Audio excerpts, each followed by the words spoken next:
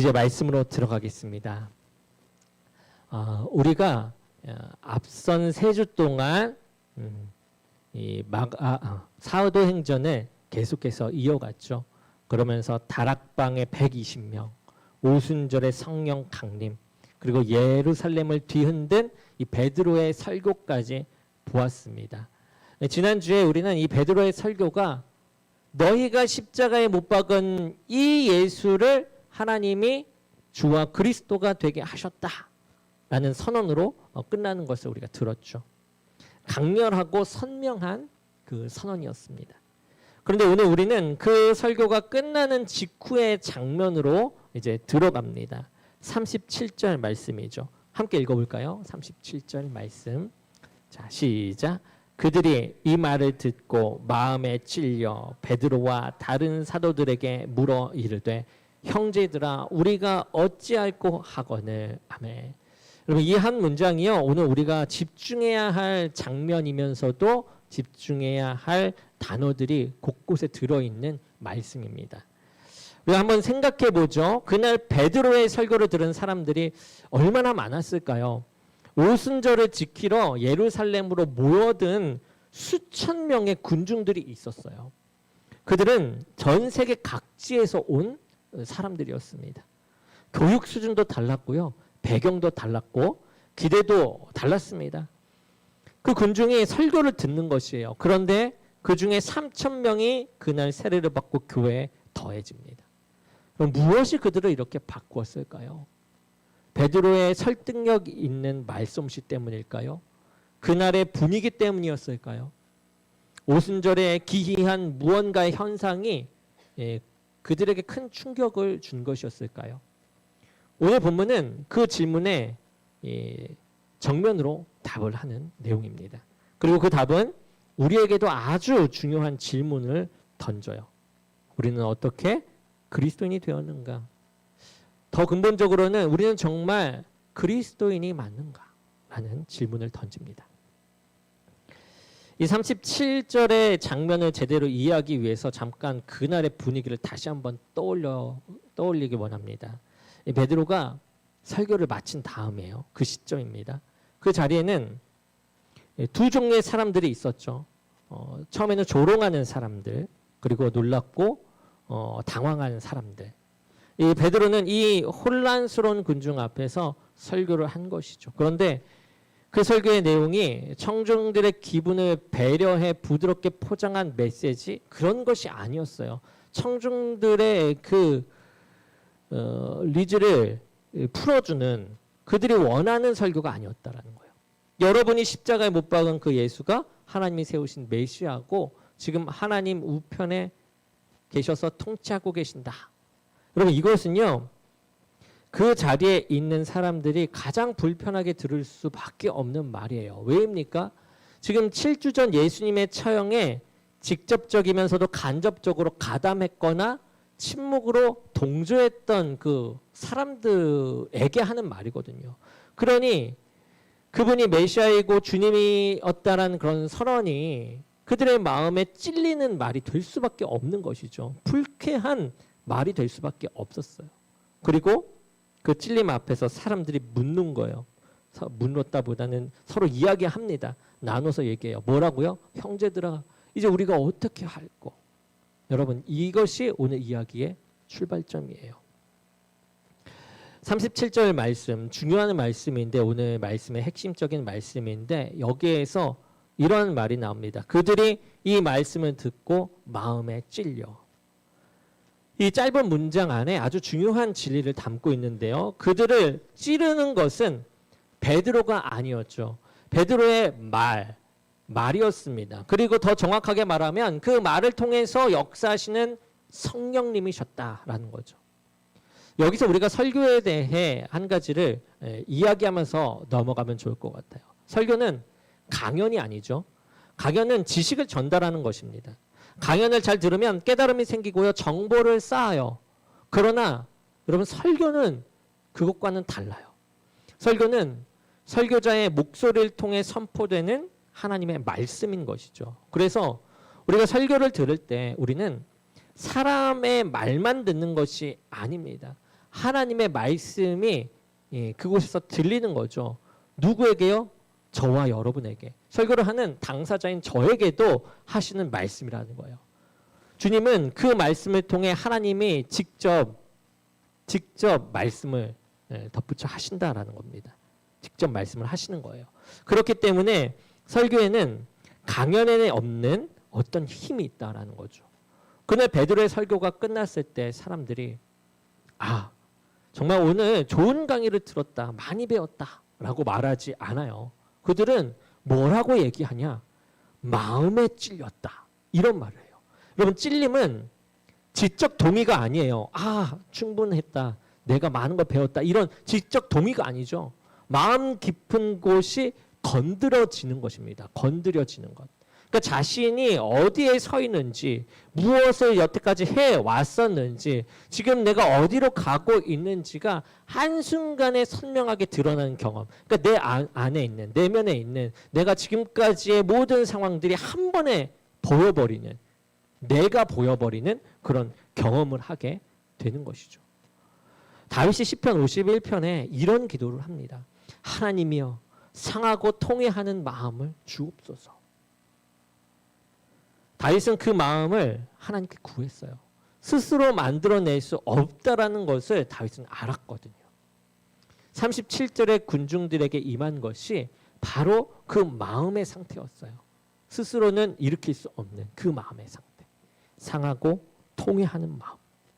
그것은 그들이 노력해서 만들어내는 것이 아닙니다. 성령께서 말씀을 통해 그들의 마음에 임하신 것이죠. 설교는 하나님이 사용하시는 초자연적인 수단이에요. 수단.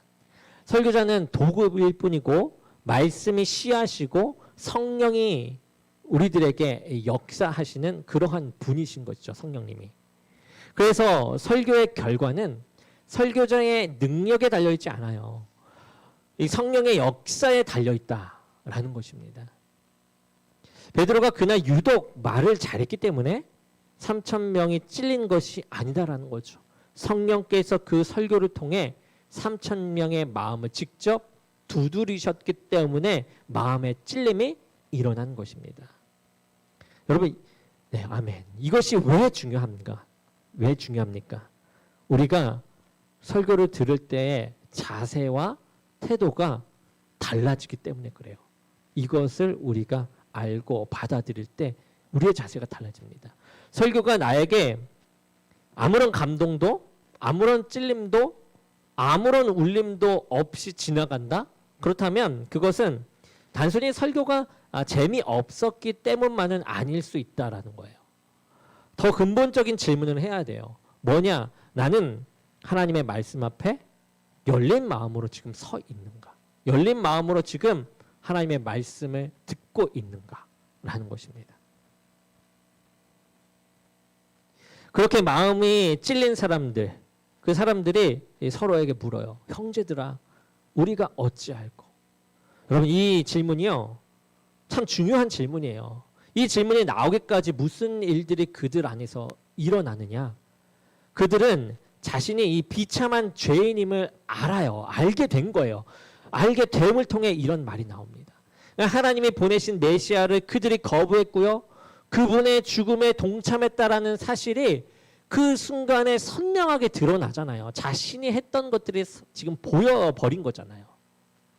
그 인식이 그들을 그렇게 찌른 거예요. 그리고 그 찔림 앞에서 그들은 중립적인 구경꾼으로 남아있을 수가 없는 겁니다. 이미 내가 거기에 발을 들여버린 거거든요. 그래서 우리가 어찌할꼬? 라는 탄식. 그 탄식이 나오는데 이 탄식은 자신의 죄를 직면한 사람만이 할 수 있는 그런 탄식의 말입니다. 베드로가요, 이 탄식에 답해요. 38절의 말씀입니다. 함께 보겠습니다. 시작. 베드로가 이르되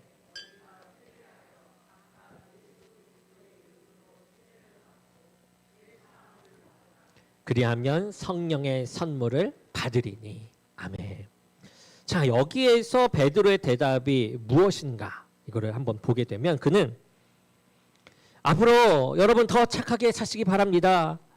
라거나 좋은 일을 많이 하시기 바랍니다 라거나 또는 교회에 꾸준히 나오셔야 합니다 라는 말을 하지 않아요. 베드로의 대답은요, 네 가지 요소로 이루어져 있는데 네 가지 요소 무엇이냐? 회개와 세례와 죄사함과 성령이라는 선물이에요. 성령의 선물. 첫째, 회개는요, 단순히 잘못을 뉘우치는 것이 아니죠, 여러분. 회개와 믿음은 사실 이 동전의 양면과 같습니다. 그래서 이것을 하나로 합치면 회심이라고 얘기할 수 있어요. 그러니까 회개가 죄에서 돌이키는 것이라면 믿음은 그리스도를 향해 돌아서는 것입니다. 이 두 가지는요, 동시에 일어나요. 죄에서 등을 돌리는 순간 그 몸은 자연스럽게 그리스도를 향해야 한다라는 거죠. 그래서 회개 없는 믿음도 없고 믿음 없는 회개도 없습니다. 두 번째, 세례는요,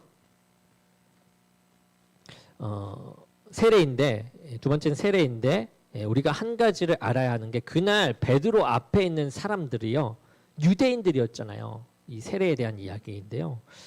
그들에게 이 세례는요, 굉장히 불쾌한 요구였어요. 우리의 지금하고는 달라요. 왜냐?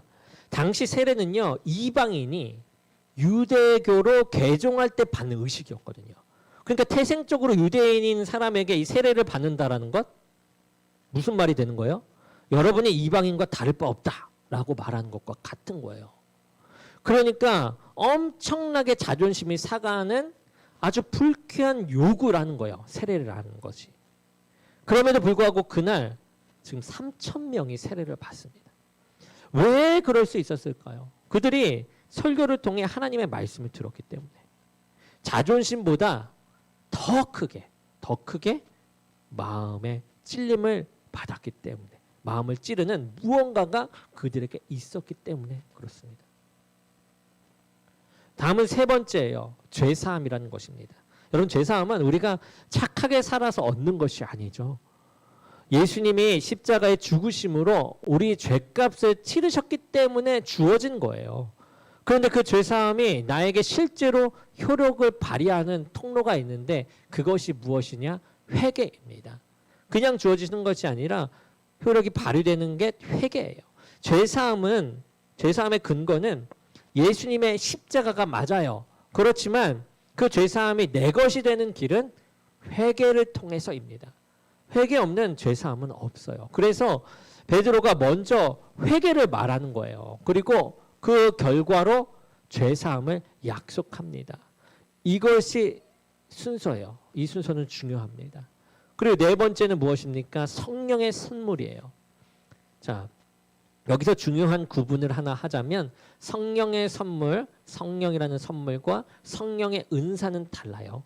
이 성령의 선물은 성령 그 자체입니다. 그러니까 예수 그리스도를 믿고 회개한 사람에게 하나님이 주신 선물은 바로 성령 그 자체라는 거죠. 성령이 그 사람 안에 임하시고 내주하신다라는 겁니다. 반면에 성령의 은사는요, 성령께서 각 사람에게 그분의 뜻대로 나누어 주는 다양한 능력들이에요. 그러니까 방언이나 특별한 현상이 일어나야 성령을 받은 것은 아니다. 그것은 성령이 일하십니다. 성령의 은사다. 그러니까 참된 회심과 세례를 통해 교회에 들어온 사람은 이미 성령을 선물로 받은 사람이다 라는 것이죠. 성령의 선물을 받은 사람인 것입니다. 이렇게 네 가지를 얘기해요. 그리고 베드로는 이 약속이 어디까지 미치는지를 39절에 말합니다.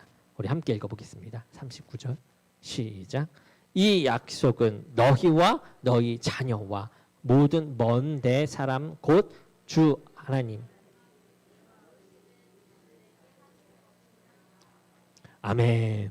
자, 여기에 보면 너희는 누구죠? 그 자리에 있을 때 그 자리에 있는 유대인들이겠죠. 그리고 너희 자녀는요, 그들의 후손들이에요.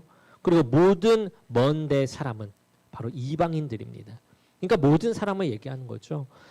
시간적으로도 공간적으로도 이 약속은 한계가 없습니다.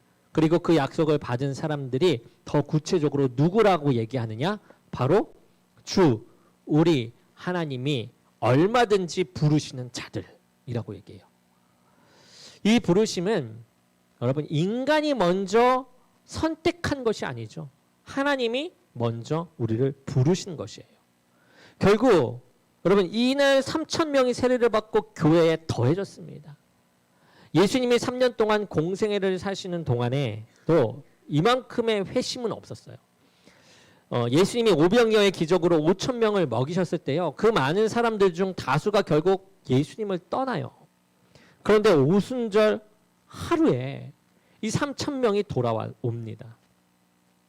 예수님이 십자가에 가시기 전날 밤 제자들에게 하셨던 말씀, 그 말씀이 기억납니다. 요한복음 14장의 말씀인데 나를 믿는 자는 내가 하는 일을 그도 할 것이요 또한 그보다 더 큰 일도 하리니 라는 말씀이에요.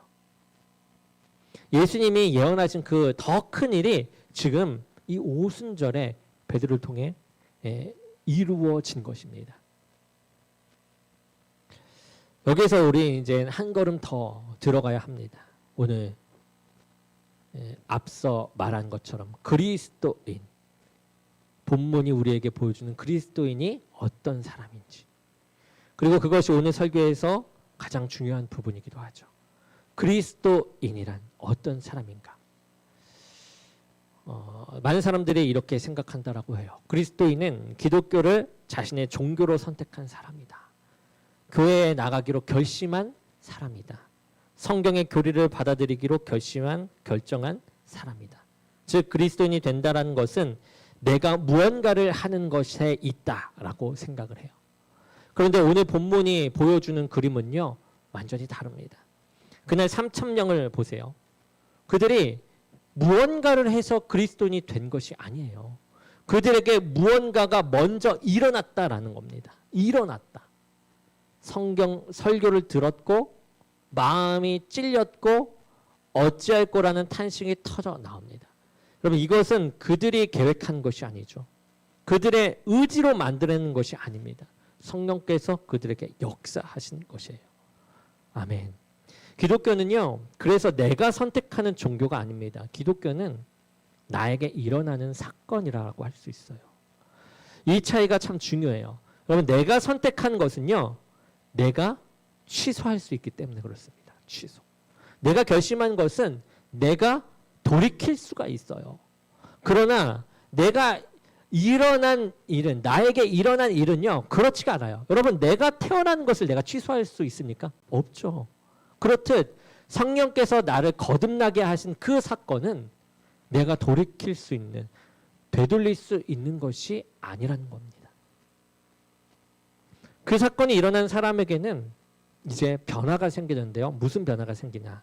그들의 회심은요, 이제 감정적인 것이 아니죠. 그러니까 전인격적인 것이 되어요. 자기 인생을 보는 눈이 바뀌게 되는 변화입니다. 지금까지 소중하다고 이렇게 붙들었던 것이요, 이제 다르게 보이기 시작합니다. 주변 사람들을 보는 시선이 바뀌게 되는 것이죠. 세상을 보는 시각이 달라져요. 돈을 사랑했던 사람이 이제 돈을 다르게 씁니다. 자기 자신만을 위해 살았던 사람이 다른 사람을 향해 눈을 뜨기 시작해요. 이것은 의지력으로 되는 변화가 아닙니다. 성령께서 그 사람 전체를 새롭게 하시기 때문에 일어나는 그러한 변화입니다. 자, 이 사실이 왜 중요한가? 우리가 다음 주에 42절부터 47절의 말씀을 볼 텐데요. 이 말씀은요, 초기 교회의 놀라운 공동체의 삶을 묘사하고 있는 말씀이에요. 우리도 많이 봤겠지만 어떤 말씀이 나오냐, 서로 물건을 나누고 함께 떡을 떼고 찬송하고 기도하는 그런 공동체의 이 참 모습이 나옵니다. 그러니까 많은 사람들이 그 모습을 동경해요. 그 교회의 모습으로 가고자 합니다. 우리 교회도 저런 모습이었으면 좋겠다라고 생각해요. 그런데 왜 그 모습이 실현되지 않는가? 이유가 있다라는 거예요. 이유는 하나, 바로 오늘 말씀 37절부터 41절까지의 말씀을 건너뛰고 42절부터 47절까지 가려고 하기 때문에 그래요. 그러니까 오늘의 이 말씀, 마음의 찔림, 회개, 이런 것이 없이 그러한 공동체가 이루어질 수가 없다라는 겁니다. 그 공동체는 어떤 사람들로 이루어졌습니까? 마음의 찔림, 그러니까 어찌할 거라고 탄식하는 그 탄식함, 회개, 세례, 그리고 성령을 선물로 받은 그 사람들에게 이 공동체의 모임이 초자연적인 사건이 일어난 사람들에게 모인 공동체이기 때문에 그 공동체의 삶도 그렇게 초자연적이 된다라는 것이죠.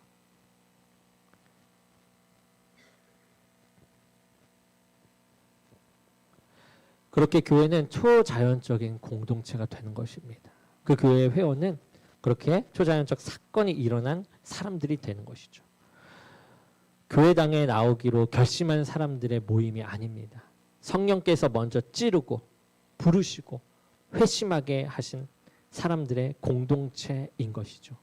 그 차이가 그렇게 모든 것을 완전히 바꾸는 것이에요. 오늘 우리는 이 3,000명의 그리스도인이 된 이야기를 이렇게 따라왔습니다. 그 이야기의 핵심은 설교가 그들을 찔렀다라는 것, 그 찔림 앞에서 어찌할꼬라는 탄식이 터져 나왔다라는 것, 그리고 그 탄식에서 출발한 회개와 세례와 성령의 이 선물이 그들을 그리스도인으로 만들었다라는 것이었습니다. 이 이야기는 2000년 전 예루살렘의 이야기만이 아니죠. 지금 이 자리에 있는 우리 각자의 이야기이기도 해야 합니다. 지금까지 우리가 함께 사도행전을 따라 이렇게 나왔습니다. 첫 번째 날에는 우리는 부활하신 예수님이 사도행전의 주인공이고 우리는 그분의 증인으로 부름을 받았다라는 것을 보았어요. 두 번째는 성령이 탄생시킨 초자연적 공동체가 교회라는 것을 보았고, 세 번째는 그 교회가 새 시대의 표적이라는 것을 보았습니다. 그리고 오늘 그 초자연적 공동체의 회원이 어떻게 탄생하는가를 보았습니다. 성령이 먼저 찔러요. 그 찔림 앞에서 우리는 탄식이 터져 나옵니다. 그 탄식이 회개로, 믿음으로, 그리스도를 향한 돌아섬으로 이어지는 것이죠. 그것이 그리스도인의 탄생이에요. 그리고 그렇게 탄생한 그리스도인들이 모인 공동체가 바로 교회입니다. 다음 주에는 그 그리스도인들이 어떤 공동체를 이루어 갔는지를 함께 보려고 합니다. 마음이 찔린 사람들이 모이면 어떤 일이 일어나는가 생생하게 사도행전이 보여주고 있습니다. 오늘 이 자리에서 우리 가운데 성령의 찔림이 있기를 바랍니다. 성령의 찔림 가운데 이제 그리스도인으로서 교회 공동체로서 하나님의 일에 하나님의 일하심에 동참하는 저와 여러분이 되기를 주님의 이름으로 간절히 축원합니다.